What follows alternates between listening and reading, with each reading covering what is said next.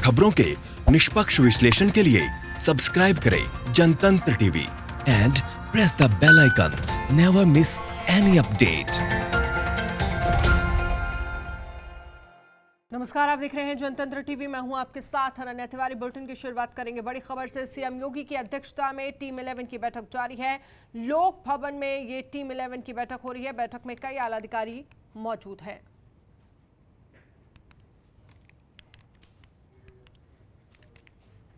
तो सीएम योगी की अध्यक्षता में टीम 11 की बैठक लगातार जारी है। लोक भवन में हो रही है टीम 11 की बैठक।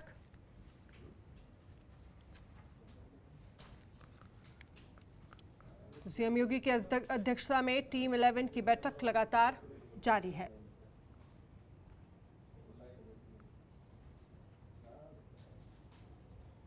पंकज हमारे संवाददाता इस खबर पर हमारे साथ लाइव जुड़ गए हैं। पंकज, सीएम योगी की अध्यक्षता में टीम 11 की बैठक जारी है, फिलहाल क्या कुछ जानकारी आपके पास? देखिए, मुख्यमंत्री की अध्यक्षता में टीम 11 की जो बैठक है वो चल रही है। चूंकि आज बैठक में जो छोटे उद्योग धंधे हैं उसको कैसे सरकार खोले, उनकी कैसे सरकार मदद करे, साथ साथ जो मध्य प्रदेश से मजदूर आ रहे हैं उनके लिए सरकार क्या व्यवस्था और कैसे लाएगी, इस पे भी चर्चा हो रही है।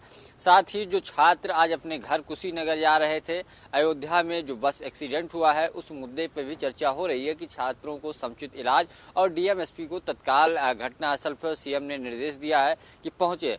जो बैठक में खास तौर से कोरोना वायरस से जिस तरीके से महामारी है उससे कैसे निपटा जाए, जान के साथ साथ चूंकि जो उद्योग धंधे है उसको भी प्रदेश सरकार पटरी पे लाने के लिए प्रयास कर रही है। जो एमएसएमई सेक्टर है या अन्य जो सेक्टर है उसको सरकार कैसे खोले, किस तरीके से कार्य करे, उसको लेकर के छोटे मोटे उद्योग धंधे शुरू भी किए गए हैं और बड़े स्तर पे कैसे शुरू किए जाए उसको लेकर के बैठक चल रही है। बैठक में स्वास्थ्य मंत्री भी हैं, जबकि एमएसएमई मंत्री के साथ साथ सतीश महाना भी शामिल है। तो ये बहुत महत्वपूर्ण बैठक उद्योग को लेकर के है, एमएसएमई को लेकर के कि उसको कैसे पटरी पे लाया जाए। साथ ही उत्तर प्रदेश ने जिलों को 3 जोन में बांटा गया है। असंवेदनशील, संवेदनशील और जो संवेदनशील से बाहर है। सरकार ने criteria red zone, yellow zone और ग्रीन जोन बनाया। उस हिसाब से सरकार छूट देने पे विचार कर रही है। 3 मई के बाद सरकार इस पे औपचारिक ऐलान करेगी। फिलहाल पूरी तैयारियां की जा रही हैं और जो कैसे किस हिसाब से कितनी संख्या में जो मजदूर हैं या जो अधिकारी हैं इन आपसों में आ जाएंगे उसको लेकर के भी चर्चा चल रही है कि उसको समुचित उस पर कार्रवाई शुरू हो सके। साथ ही चूंकि सरकार छोटे जो उद्योगपति हैं, निर्माण हैं या उद्योग धंधे उनको शुरू करने पे विचार कर रही। कल अपर मुख्य सचिव ने देर रात को सभी डीएम और एसएसपी के साथ साथ जहां पे कमिश्नरी प्रणाली है वहां के पुलिस कमिश्नर को पत्र भेज करके जो निर्माण से जुड़े सामग्री हैं, वाहन हैं, उनको बंद न कराया जाए, उनको रोका न जाए, सख्त कार्रवाई के लिए आदेश दिया है। चूंकि प्रदेश में निर्माण के कार्य शुरू हो चुके हैं, चाहे वो हाईवे हो या सड़क हो या अन्य निर्माण कार्य, तो उसको लेकर के भी एक चिट्ठी दी गई है। तो इन सब मुद्दों पे चर्चा होगी और खास तौर से जो 1 मई से फिर से सरकार जो गरीब लोग हैं, जो मजदूर हैं, जो आर्थिक रूप से थोड़े कमजोर है, उनको सरकार फिर से राशन मुहैया कराएगी। उसको लेकर के इस बैठक में चर्चा होगी। अनन्या, बिल्कुल, लेकिन इन सब के बीच अगर छोटे उद्योग धंधों की आप बात कर रहे थे, उसको खोलने को लेकर सरकार की तरफ से क्या कुछ प्लानिंग की जा सकती है, इसको लेकर क्या कुछ जानकारी आपके पास? देखिए, मैंने अभी जैसा बताया कि सरकार ने 3 जोनों में जिलों को विभाजित किया है। जो सबसे सुरक्षित जोन है वहां सरकार खोलेगी, लेकिन इसके साथ साथ चूंकि कई जगह ऐसी स्थिति है जहां बहुत जरूरी है, ऐसे चीजों पे भी सरकार विचार कर रही है। जो येलो जोन है कि उसको कैसे किस तरीके से वहां पे काम को शुरू कराया जाए, क्योंकि उद्योग धंधा बंद होने से प्रदेश की जो अर्थव्यवस्था है, जो व्यापारियों की अर्थव्यवस्था है, वो बेपटरी पे जा रही है। उसको फिर से पटरी पे लाने के लिए सरकार पूरी ताकत के साथ झोंकी हुई है, पूरी ताकत लगा दी है कि कैसे उसको वापस लिया जाए, कैसे काम शुरू कराया जाए, जिससे जो लोग हैं वो काम पे शुरू हो जाए और जो उत्पादन है, चूंकि उत्पादन जब रुकेगा तो अन्य चीज़ों पे भी प्रभाव पड़ेगा। तो इन सब चीज़ों को लेकर के सरकार बैठक कर रही है कि ऐसी स्थिति, प्रदेश की आर्थिक स्थिति न बिगड़ने पाए। इन सब मुद्दों को लेकर के एक बड़ी बैठक चल रही है। चूंकि इस बैठक में अगर ऐसी स्थिति बनी रही, छोटे मोटे जो मझौले उद्योग धंधे वो भी बंद रहेंगे, तो उन लोगों के लिए बड़ी दिक्कत होगी। बड़ी बात, बड़े जो उद्योग धंधे उसकी बात अलग है, लेकिन जो उत्तर प्रदेश में सबसे ज्यादा एमएसएमई सेक्टर की चीजें हैं, उद्योग धंधे, उनमें बहुत व्यापक असर पड़ा है। उसको लेकर के सरकार लगातार बैठक ले रही है। किस तरीके से कैसे काम किया जाएगा, इन सब मुद्दों को लेकर के बैठक में निर्णय सरकार लेगी। चलिए, आप हमारे साथ लगातार बने रहिए, आगे भी आपसे खबर पर अपडेट लेंगे। लेकिन बड़ी खबर आपको दिखा रहे हैं, प्रयागराज से कुशीनगर जा रही बस हुई दुर्घटनाग्रस्त। ट्रक और बस के बीच भीषण टक्कर हुई है। ड्राइवर, सिपाही समेत 27 लोग घायल हुए हैं। यूपी के सीएम योगी ने मामले का संज्ञान लिया। 11 छात्र छात्राओं को जिला अस्पताल रेफर किया गया। 2 छात्राओं की हालत गंभीर बताई जा रही है। तो ड्राइवर, सिपाही समेत 27 लोग घायल हुए हैं इस दुर्घटना में। तो प्रयागराज से कुशीनगर जा रही बस दुर्घटनाग्रस्त हुई है। पंकज हमारे साथ बने हुए हैं। पंकज, प्रयागराज से कुशीनगर जा रही बस दुर्घटनाग्रस्त हुई है और जिसमें करीब 27 छात्र ऐसे हैं जो घायल हुए हैं और 2 की हालत काफी ज्यादा गंभीर बताई जा रही है। जानकारी क्या है आपके पास? देखिए, प्रयागराज से जो छात्र थे उनको घर लेकर के उत्तर प्रदेश सरकार की परिवहन निगम की जो बस थी वो लेकर के कुशीनगर जा रही थी। अयोध्या में बीकापुर में ये सड़क दुर्घटना हुई है, जिसमें 12 छात्र गंभीर रूप से घायल हैं, जिनका इलाज चल रहा है, जिसमें 2 छात्रों की थोड़ी गहरी चोट आई है, उनका भी इलाज किया जा रहा है। मुख्यमंत्री ने पूरे मामले का संज्ञान लिया है। वहां के डीएम अनुज कुमार झा और एसएसपी को तत्काल आशीष तिवारी को मौके पे पहुंचने के लिए भी निर्देश दिए हैं। वो दोनों पहुंचे। छात्रों की हर संभव, और जो कम घायल हैं या ऐसी स्थिति नहीं है, उनके लिए तत्काल दूसरी बस भी उपलब्ध करा करके उनके गृह जनपद, उनके घर के लिए रवाना किया गया है।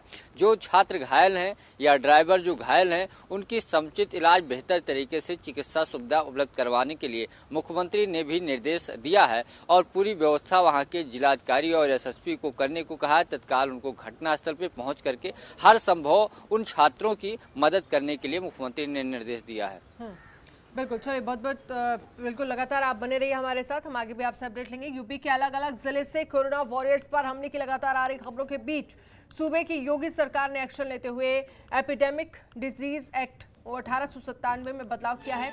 अब यूपी में भी डॉक्टरों, स्वास्थ्य कर्मियों और पुलिस वालों पर हमला और गैर जमानती अपराध होगा। गौरतलब है केंद्र सरकार की तरह ही यूपी सरकार ने भी कोरोना वॉरियर्स की सुरक्षा के लिए कड़े कदम उठाए हैं। एपिडेमिक डिसीज एक्ट 1897 में बदलाव के बाद अब इसे यूपी महामारी कोविड-19 नियमावली 2020 कहा जाएगा।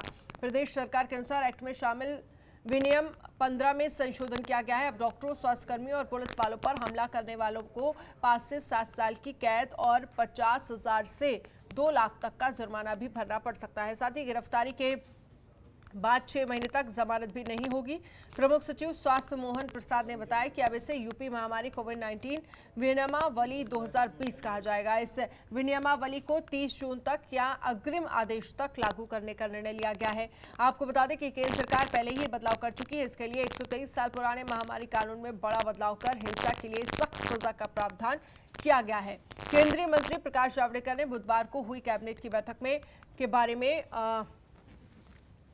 डॉक्टरों और स्वास्थ्य कर्मियों पर हो रही हिंसा बर्दाश्त नहीं की जाएगी, इसके लिए केंद्र सरकार अध्यादेश लेकर आई, जिस पर राष्ट्रपति के हस्ताक्षर के बाद उसे कानून में बदल दिया गया। केंद्रीय मंत्री प्रकाश जावड़ेकर ने कहा है कि स्वास्थ्य कर्मियों पर हिंसा के लिए भारी सजा और भारी भरकम जुर्माना भी लगाया जाएगा।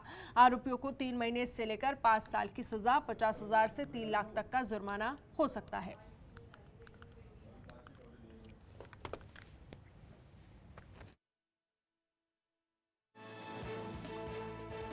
ज्यादा जानकारी के लिए पंकज, जिस तरह से देखा जाए कोरोना फ्रंटलाइन वॉरियर्स पर लगातार हमले की खबर हम देख रहे थे, लेकिन अब साफ तौर पर इन योद्धाओं के लिए सरकार की तरफ से ये कहा गया है कि जो भी इस तरह की अगर उन पर हमला होता है तो कड़ी से कड़ी उनको सजा हो सकती है, जो भी वॉरियर्स पर हमला करेंगे।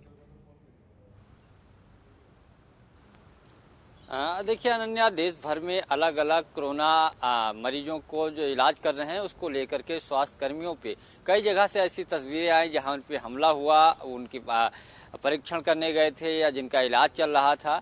हालांकि उत्तर प्रदेश सरकार ने पहले ही स्पष्ट आदेश अपने अधिकारियों को दिया था कि अगर डॉक्टरों के ऊपर या कोरोना वायरस से जो भी कोरोना से संबंधित जुड़े हैं, जो उसमें काम कर रहे हैं, उसको खत्म करने के लिए अगर उनके ऊपर हमला होता है तो सरकार ऐसे लोगों पे सख्त से सख्त कार्रवाई करे। चाहे वो गाजियाबाद, नोएडा या मुरादाबाद या मेरठ, लखनऊ कहीं भी हो, सरकार ने इन सब पे सख्त आदेश दिया था। कई लोगों पे रासुका और गैंगस्टर एक्ट जैसे कार्रवाई की बात सामने आई थी। उत्तर प्रदेश में कई जनपदों में रासुका के तहत भी कार्रवाई की गई थी। अब चूंकि केंद्र सरकार ने एक नया कानून बनाया है इससे निपटने के लिए, जो हाल फिलहाल में जिस तरीके से कोरोना वॉरियर्स पे जो हमले हो रहे थे उसको लेकर के सरकार ने आज संशोधन किया। उत्तर प्रदेश सरकार ने भी इसकी आज सूचना जारी कर दी है। राज्यपाल से मंजूरी मिलते ही कोरोना वॉरियर्स पर हमले के मामलों में एपिडेमिक एक्ट के तहत अब यूपी में भी अपराध माना जाएगा। जो केंद्र सरकार ने कानून बनाया था उसकी अधिसूचना आज उत्तर प्रदेश सरकार ने भी जारी कर दी है। राज्यपाल ने जैसे ही इसकी मंजूरी दी, उत्तर प्रदेश सरकार ने इसकी नोटिफिकेशन यानी अधिसूचना जारी कर दी है। आज से ये केंद्र सरकार ने जो भी कानून बनाया है वो उत्तर प्रदेश में लागू होगा। अगर इन पे हमला होता है तो सख्त कार्रवाई के साथ साथ जो सजा का प्रावधान है वो भी बढ़ा दिया गया है। बिल्कुल साफ तौर पर ये कहा गया है कि जो भी कोरोना फ्रंटलाइन वॉरियर्स पर हमला करते हैं, जो लोग भी, उनको 5 से 7 साल की कैद हो सकती है और साथ ही एक भारी भरकम जुर्माना उनको देना पड़ सकता है। जाहिर सी बात है, इस तरह की सरकार की तरफ से जो कड़ा एक्शन लिया गया है इससे कहीं ना कहीं लोगों में एक डर होगा और वो कहीं ना कहीं हमला, इन चीज़ों जो लगातार इस तरह के मामले सामने आ रहे थे उनमें कहीं ना कहीं कमी आएगी। बिल्कुल अनन्या, चाहे वो डॉक्टर हो या मेडिकल स्टाफ हो या पुलिसकर्मी हो, जो भी इसमें लगे थे या नगर निगम के जो सैनिटाइज कर रहे थे, उन पे लगातार हमले की खबरें आ रही थी। हालांकि मैंने पहले ही बताया कि सरकार इसको लेकर के कई लोगों, ऐसे लोगों पे रासुका लगाया था जिन पर इस तरीके के हमला करने के आरोप थे। सरकार ने सख्त आदेश पहले ही दिया था। अब चूंकि सरकार ने, जो केंद्र सरकार ने एक नया कानून इसमें संशोधन किया है, जो उत्तर प्रदेश सरकार ने भी नोटिफिकेशन जारी कर दिया है, इसके साथ साथ इसमें और कई चीज़ें जोड़ी गई हैं। अगर स्वास्थ्य से जुड़ी हॉस्पिटल को नुकसान पहुँचाया जाता है, एम्बुलेंस को नुकसान पहुँचाया जाता है या स्वास्थ्य से अन्य जुड़ी चीज़ें को भी नुकसान पहुंचाया जाता है तो ये अपराध उस पर भी लागू होगा। यानी अगर एम्बुलेंस, हॉस्पिटल या अन्य चीज जो स्वास्थ्य से संबंधित चीजें हैं, अगर उसको भी नुकसान या क्षतिपूर्ति की नुकसान पहुंचाया जा रहा है तो भी उन पे इस तरीके का अपराध माना जाएगा और उनके ऊपर कानूनी कार्रवाई सरकार करेगी, जो आज सरकार ने अधिसूचना जारी की है। राजस्थान के कोटा से हजारों छात्रों की सकुशल वापसी के बाद मुख्यमंत्री योगी आदित्यनाथ लॉकडाउन के दौरान अन्य प्रदेशों में फंसे मजदूरों व कामगारों की घर वापसी का आदेश दे चुके हैं। हरियाणा से मजदूरों और कारीगरों को लाया भी जा चुका है, जिन्हें अलग अलग जिलों में क्वारंटाइन किया गया है। दरअसल एक अनुमान के मुताबिक देश के अलग अलग राज्यों में 10 लाख लोग हैं जो यूपी के रहने वाले हैं। अब जल्द ही चरणबद्ध तरीकों से उनकी वापसी होनी है। मुख्यमंत्री ने निर्देश दिए हैं कि जो भी लोग यूपी लौटेंगे सभी को 14 दिन की क्वारंटाइन अवधि पूरी करनी होगी। लिहाजा इसके लिए शहरों में नगर निगम, नगर पंचायत और गांव में ग्राम पंचायत और ग्राम प्रधानों को क्वारंटाइन शेल्टर बनाने के लिए कहा गया है। इसके तहत शहर में मैरिज हॉल में लोगों को ठहराया जाएगा, जबकि गाँव में स्कूल, कॉलेज, बारात घर में ऐसी व्यवस्था की जाएगी। जानकारी के मुताबिक करीब 15,000 लोग भी लखनऊ पहुंचेंगे, जिनके लिए नगर निगम तैयारियों में जुट गया है। नगर निगम ने इसके लिए 173 मैरिज हॉल की सूची तैयार कर कमरों की संख्या, शौचालय, स्नानघर, पेयजल आपूर्ति, लाइट, पंखा, किचन समेत अन्य का ब्यौरा तैयार किया है। तो यूपी के 10 लाख लोगों की घर वापसी होगी और इसके लिए सरकार पूरी तरह से तैयार है। और जो लोगों को वापस लाया जाएगा उनको क्वारंटाइन में रखा जाएगा, इसके लिए भी सरकार पूरी तरह से तैयारी कर रही है। पंकज हमारे साथ लगातार बने हुए हैं। पंकज, जिस तरह से देखा जाए यूपी के 10 लाख लोगों की घर वापसी होगी और इसको लेकर सरकार पूरी तरह से तैयारियां कर रही है।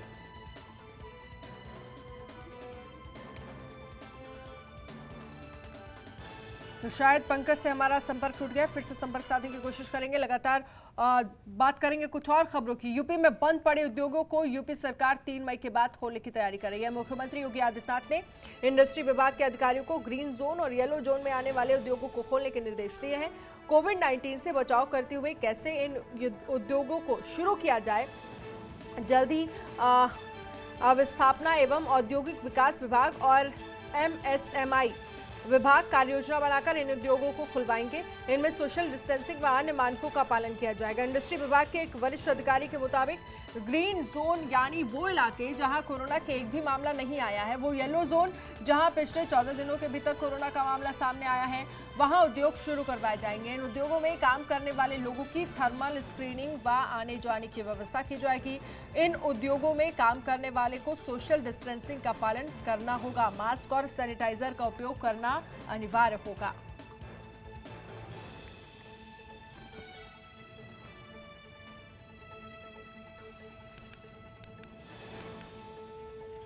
और वहीं देश भर में कोरोना वायरस से संक्रमित मरीजों की संख्या में लगातार बढ़ोतरी हो रही है। केंद्रीय स्वास्थ्य और परिवार कल्याण मंत्रालय की ओर से जारी आंकड़ों के मुताबिक देश भर में कोरोना पॉजिटिव मामलों की कुल संख्या 31,332 हो गई है, जिसमें 22,629 सक्रिय हैं, 7,695 लोग स्वस्थ हो चुके हैं या उन्हें अस्पताल से छुट्टी दे दी गई है और 1,007 लोगों की मौत हो चुकी है। वहीं यूपी में 2,053 लोग कोरोना संक्रमित हैं और 34 लोगों की मौत हो चुकी है। केजीएमयू कोविड-19 के 725 सैंपल जांच हुई थी, जिसमें 20 केस पॉजिटिव आए हैं। इनमें से 4 लखनऊ, 9 आगरा और 7 फिरोजाबाद के मरीज हैं। आपको बता दें कि लखनऊ में कोरोना के कुल मामले 4 हैं। तो आपको बता रहे हैं, जिस तरह से देखा जाए 20 लोगों की जो रिपोर्ट पॉजिटिव आई थी, उसमें लखनऊ के 4, आगरा में कोरोना के 9 मरीज, वहीं फिरोजाबाद में कोरोना के 7 मरीज हैं।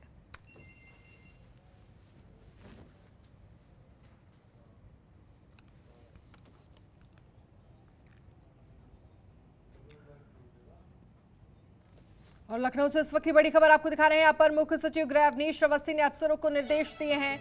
कमिश्नर, डीएम और सभी कप्तानों को निर्माण सामग्री परिवहन को लेकर निर्देश दिए हैं। ईटा, भट्टा, बालू, मोरंग, गिट्टी, सरिया निर्माण सामग्री वाहनों को ना रोके, ये एसीएस गृह की तरफ से कहा गया है। तो अपर मुख्य सचिव गृह अवनीश अवस्थी ने अफसरों को निर्देश दिए हैं। कमिश्नर, डीएम और सभी कप्तानों को निर्माण सामग्री परिवहन को लेकर निर्देश दिए गए हैं। कोरोना वायरस के मद्देनजर देश भर में लॉकडाउन लागू है। वहीं प्रशासन लगातार लोगों से लॉकडाउन का पालन करने की अपील कर रही है, लेकिन कुछ लोग ऐसे भी हैं जो कोरोना के दौर में काम कर रहे कोरोना वॉरियर्स पर पथराव कर रहे हैं। मामला यूपी के रामपुर का है, जहां मोटरसाइकिल पर सवार 2 लोगों को रोकने को लेकर बवाल हुआ है। दरअसल पुलिस धड़ियाल की गलियों में पैदल दौरे पर थी, तभी मोटरसाइकिल पर 2 लोग घूम रहे थे, जिनको पुलिस रोककर पूछताछ कर रही थी। तभी इस बीच आसपास के लोग आ गए और उनसे हाथापाई करके उन्हें भगा दिया और फिर बाद में महिलाओं ने सरकारी काम में बाधा डालते हुए सड़क पर जमकर विरोध किया। आपको बता दें कि पथराव में कोई भी घायल नहीं हुआ है और पुलिस आरोपियों पर कार्रवाई कर रही है। मोटरसाइकिल पर निकले, जिन्हें जो आगे पुलिस पार्टी में 4 सदस्य थे, उन्होंने रोका और ये बताया कि आप लॉकडाउन का उल्लंघन कर रहे हैं। पीछे मजिस्ट्रेट साहब, थाना प्रभारी आ रहे हैं, उसके बाद आप उनको स्पष्टीकरण दे के जाएंगे। लाइट मेरे पीछे लाओ। लेकिन इसी बीच कुछ पुरुष और कुछ महिलाएं आए जी, और उन्होंने उनसे हंगामा करके उन्हें छुड़ा लिया। और जब इन्होंने पकड़ने की कोशिश की जी, पीछे से पुलिस की पूरी टीम, मजिस्ट्रेट सब आ गए, तो इन्होंने हाथापाई करके उन्हें भगा दिया और पुलिस के सरकारी काम में, मजिस्ट्रेट के सरकारी काम में बाधा डाली। बाद में महिलाएं अनावश्यक का सड़क पे अवरोध कर रही थी, जिसके संदर्भ में अभियोग पंजीकृत कर लिया गया है। और वहीं विश्व प्रसिद्ध भगवान केदारनाथ धाम के कपाट विधि विधान और पूजा अर्चना के साथ आज सुबह 6:10 पर खोल दिए गए। कपाट खोलने के मौके पर यहां तीर्थयात्री और स्थानीय लोगों की कमी साफ देखी गई। कोरोना संकट के चलते ये पहला मौका होगा जब कपाट खोलने पर बाबा के दरबार में भक्तों का तांता नहीं था। केदारनाथ धाम के मुख्य पुजारी शिवशंकर लिंग ने कपाट खोलने की परंपरा का निर्वहन किया, जबकि उनके साथ देवस्थानम बोर्ड के प्रतिनिधि के तौर पर बीडी सिंह समेत पंचगाई से संबंधित 20 कर्मचारी कपाट खोलने पर यहां पहुंचे थे। इसके अलावा पुलिस और प्रशासन के करीब 15 लोग यहां मौजूद रहे। इस बार मंदिर को फूलों की बजाय बिजली की लड़ियों से सजाया गया है। सोशल डिस्टेंसिंग रहे और भीड़ न हो, इसके लिए प्रशासन ने किसी को भी केदारनाथ जाने की अनुमति नहीं दी है। इसीलिए कपाट खोलने के मौके पर काफ़ी कम संख्या में लोग मौजूद रहे हैं। वहीं जिलाधिकारी मंगेश घिडियाल ने बताया था कि कोरोना महामारी के चलते केदारनाथ के कपाट खुलने की परंपरा का सादगी से निर्वहन किया जाएगा। किसी भी दर्शनार्थी को केदारनाथ जाने की अनुमति नहीं दी गई है।